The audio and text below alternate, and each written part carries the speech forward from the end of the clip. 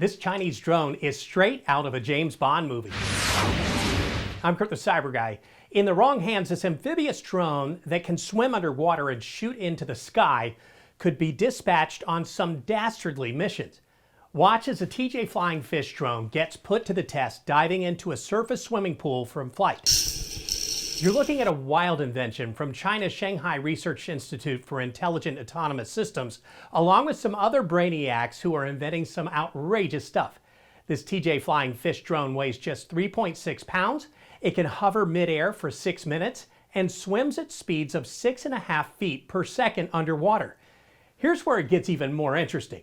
This dual air and underwater drone doesn't need a human to operate it. It's completely driven by AI. Those in control of it can give it a mission, and it will accomplish it autonomously without human intervention. How could anything like that go wrong?